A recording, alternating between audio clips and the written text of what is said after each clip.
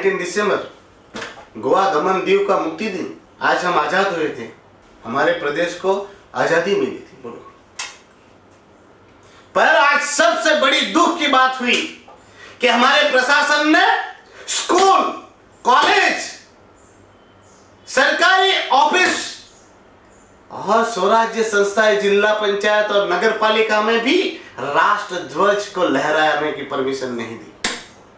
ध्वज वंदन नहीं किया गया जिला पंचायत और नगर पालिका और स्कूल और कॉलेजों में। क्यों? मैं पूछना चाहता हूं प्रशासन से, मैं पूछना चाहता हूं प्रशासक प्रफुल्ल पटेल से, मैं पूछना चाहता हूं भारतीय जनता पार्टी के अध्यक्ष, सांसद और हर एक आगेवान से कि 19 दिसंबर को ये स्कूलों में, कॉलेजों में, स्वराज्य संस्थाओं में राष्ट्र ध्वज क्यों नहीं लहराया गया? 19 दिसंबर को दमन दीव के मुक्ति दिवस पर क्यों वहां पर कार्यक्रम आयोजित नहीं किए गए? काफी मूर्ख लोगों मुझे ऐसा तर्क दे रहे हैं कि कोरोना की महामारी थी इसलिए स्कूलों और कॉलेजों में नहीं हुआ। तो वहां पर ऑर्डर कैसे दिया गया कि स्कूलों में कार्यक्रम नहीं करना है और उनके स्टाफ को गवर्नमेंट की कार्यक्रम में हाजिर रहना है? तो कोरोना वहां पर बंद हो जाएगा। कोरोना में तो ऑलरेडी ऐसा होना चाहिए कि कम से कम लोग हो। स्कूलों में, कॉलेजों में, स्वराज्य संस्थाओं में बोला जाता कि भाई कोरोना की गाइडलाइन के हिसाब से आप लोग कार्यक्रम कीजिए। जो सरकारी कार्यक्रम में, सरकारी ने जहां पर फ्लैग होस्टिंग की वहां पर अगर कार्यक्रम हो सकता है तो स्कूल और कॉलेजों में और जिला पंचायत और नगर पालिका में क्यों नहीं हो सकते? प्रशासन ऐसा ऑर्डर कर सकता था कि भाई कोरोना की गाइडलाइन के हिसाब से सेलिब्रेशन करो। आज दमन दीव और गोवा का मुक्ति दिन है। गोवा 1987 में स्टेट बना, हमारी टेरिटरी रही। हमारे मुक्ति दिन पे सेलिब्रेशन हमें करना है और हमारे जिला पंचायत में चुने हुए नए प्रतिनिधि, अध्यक्ष और नगर पालिका के अध्यक्ष को शर्म आनी चाहिए। जो नेता अपनी स्वराज्य संस्था में अपने मुक्ति दिवस पर अगर राष्ट्र ध्वज को लहराते नहीं है, वहां पर ध्वज वंदना नहीं होती है, तो आप लोगों को चुल्लू भर पानी में डूब मरना चाहिए।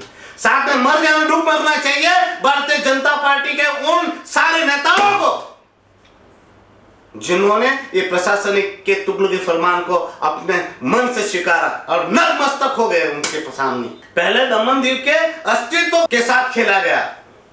दमन दीव के लोगों को बिना पूछे दमन दीव को दादरा नगर हवेली के साथ मर्ज कर दिया गया और हमारे यही नालायक नेताओं ने प्रशासक की बहुत तारीफ की, बहुत अच्छा किया, बहुत अच्छा किया और धीरे धीरे वो इंपैक्ट आने लगी है। आज दमन दीव के अस्तित्व को समाप्त करने की कोशिश दमन दीव प्रशासन और भारतीय जनता पार्टी का प्रशासन कर रहा है। सुनने में आया कि अगले साल यानी 19 दिसंबर को 15 अगस्त और 26 जनवरी के तर्ज पर हमारे प्रदेश में जाहिर रजा घोषित थी, उसको भी समाप्त कर दिया गया।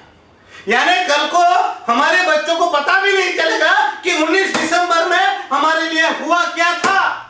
हमारा मुक्ति दिन है या हमारे दमन दीव का अस्तित्व का दिन है, वो भी पता नहीं चलेगा। यानी हमारे इतिहास के साथ भी खिलवाड़ चालू होने वाला है।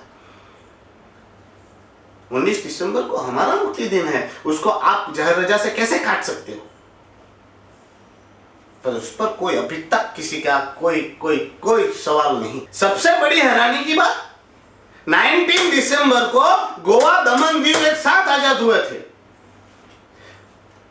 हमारे प्रधानमंत्री, यशस्वी प्रधानमंत्री नरेंद्र भाई मोदी जी ट्वीट करते हैं उनके ट्विटर अकाउंट से और क्या कहते हैं कि गोवा को अपनी मुक्ति दिन पर बहुत बहुत शुभकामनाएं। जब चुनाव में वोट लेने होते हैं तब हमारे प्रधानमंत्री जी नरेंद्र भाई मोदी हमारी दमन की धरती पर आते हैं, तब दमन दीव की धरती पे वो पड़ोसी बन जाते हैं और वो हमारे पड़ोसी आज हमारा दमन दीव का मुक्ति दिन भूल गए। अपने ट्विटर से अकाउंट से वो ट्वीट करते हैं कि गोवा को मुक्ति दिन की बहुत बहुत शुभकामनाएं। तो दमन दीव कौन है? और दमन दीव के लोग को समझ जाना चाहिए था जिस दिन दादरा नगर हवेली में प्रधानमंत्री जी ने कहा था कि हाथ ऊंचा करी मुट्ठी वारी ने बोलो भारत माता की जय, आवाज गमर सुनी जવું જોઈએ એનો मतलब ત્યારે સમજી ગયા હોત તો આજે આ દિવસો નહીં આવતે। उसी दिन हमें समझ जाना चाहिए था कि प्रधानमंत्री जी की क्या मंशा है, ये भारतीय जनता पार्टी की क्या मंशा है। आज हमारे अस्तित्व के साथ खेला जा रहा है। अब नहीं जागे तो देख लेना आप लोग। अरे प्रधानमंत्री जी ने तो ट्वीट किया, गोवा को ही मुक्ति दिन का अभिनंदन दिया, शुभकामनाएं दी। जो हमारे यहां 4-5 साल तक प्रभारी रहे वी सतीश जी ने भी ट्वीट किया। उनके ट्विटर से भी क्या मैसेज आया मालूम है आप लोगों को? उन्होंने भी मात्र गोवा को मुक्ति दिन के अभिनंदन दिए, सिर्फ गोवा को। बताइए, ये भारतीय जनता पार्टी जानबूझ के सच सोच समझकर नहीं कर रहा है तो क्या है? क्या वी सतीश जी जो दमन दीव के प्रभारी रहे, उनको पता नहीं है कि गोवा के साथ 19 दिसंबर को दमन दीव मुक्त हुआ था? क्या प्रधानमंत्री नरेंद्र भाई मोदी जी को नहीं पता था? एक बात नहीं, ये दूसरी बार हुआ है। ये दमन के साथ ही नहीं, ये दादरा नगर हवेली के साथ भी हुआ है। दादरा नगर हवेली का भी जो मुक्ति दिन था, जिस दिन दादरा नगर हवेली मुक्त हुआ था, उस दिन भी प्रशासक प्रफुल्ल भाई पटेल जी यही नाटक करके वहां से चले गए थे। दादरा नगर हवेली के इस साल के मुक्ति दिन के कार्यक्रम में नहीं रहे, वो बाहर चले गए थे। और आज भी वो कार्यक्रम में नहीं रहे मौजूद। वो जानबूझकर ये ऐसा नाटक कर रहे हैं, प्रपंच कर रहे हैं। आपको बताओ नाटक और क्या है?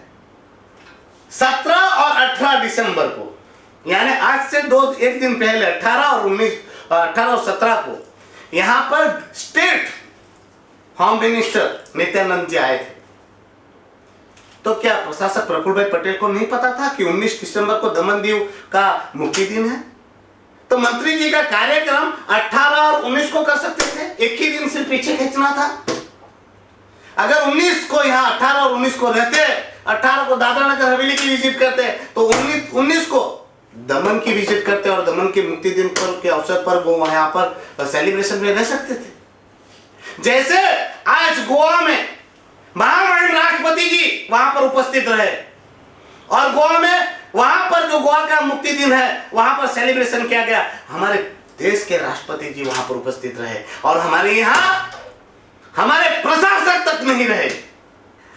चुनाव जीतने के बाद सब अंडे में से बाहर नहीं निकले। सरपंच जिला पंचायत कैसे बने? अंडे से बाहर नहीं निकले, वो फूल लेके अपने बाप के पास पहुंचते हैं। हम जीत गए साहब जी, फोटो खिंचवाने के लिए। नगर पालिका के पार्षद लेके बड़े बड़े उठा नहीं पाए, उतने फूल गुच्छे लेके उनके बाप के पास जाते हैं। हम जीत गए, सिर्फ फोटो खिंचवाने का काम। और अभी लक्षद्वीप का प्रभार मिला आका को, तो भी लोग दौड़ के, चाटुकार तो इतने बड़े हैं, चाटुकारिता की तो कोई सीमा नहीं है। लक्षद्वीप का प्रभार मिला है तो भी फूल ले लेके वहां पर, साहब आपको लक्षद्वीप का भी प्रशासक बना दे गया, दमन द्वीप का तो सत्यानाश कर ही दिया, अब लक्षद्वीप का भी कर दो। वो शुभकामना देने जा रहे वहां। ये हमारी नेतागिरी है। अब इनसे हम क्या आशा करें? दमन द्वीप को अब मुक्ति दिन को विशेष नहीं बनाना है। दमन द्वीप के इतिहास को भूतकाल बना देना है। हमारे इतिहास के साथ खिलवाड़, मुझे तो लगता है कि ये खिलवाड़ जानबूझ के प्रशासक रच रहा है। आज तक इतिहास रहा था कि 19 दिसंबर को हमारे जनप्रतिनिधियों का दिन गिना जाता है और वहां पर हमारे जनप्रतिनिधि आज तक स्पीच देते आए हैं। तो लास्ट टाइम दादरा नगर हवेली में किया गया, इस बार प्रशासक यहां भी नहीं रहे उपस्थित और हमारे कलेक्टर डॉक्टर राक्षस मीनाक्षी जी को मुख्य अतिथि बनाया गया। और आज हमारे सांसद लालू भाई का अपमान किया गया। सांसद जी को स्टेज तक पर नहीं आने दिया गया। कौन है कलेक्टर? है कौन कलेक्टर? कौन है? और कलेक्टर कौन होता है? कलेक्टर एक नौकर है हमारा। प्रशासनिक अधिकारी सारे के सारे हमारे नौकर हैं। और आज नौकर सेठ का अपमान करता है। क्यों अपमान होता है? क्योंकि हमारी लीडरशिप कमजोर है। जब दादरा नगर हवेली में ये मुक्ति दिन के अवसर पर सांसद मोहन भाई का जो अपमान हुआ, उस पर मोहन भाई ने पार्लियामेंट में आवाज उठाई, स्पीकर को फरियाद की। क्या हमारा सांसद करेगा? है हिम्मत इसमें? हमारे सांसद से तो क्या आशा रखे? मुझे कोई बोल रहा था कि बोले आज हमारे सांसद का अपमान हुआ। मैं बोला जिसका सम्मान हो उसका अपमान होता है, मगर अपमान लालू भाई और मोहन भाई का नहीं होता है। अपमान होता है हमारा, वो हमारे जनप्रतिनिधि है। मेरे लाख विचार उनसे मतभेद होंगे लालू भाई से, पर आज मुझे बहुत दुख हुआ क्योंकि वो लालू भाई नहीं है जो भारतीय जनता पार्टी के उम्मीदवार थे। वो ये लालू भाई सांसद है और वो मेरे भी सांसद है।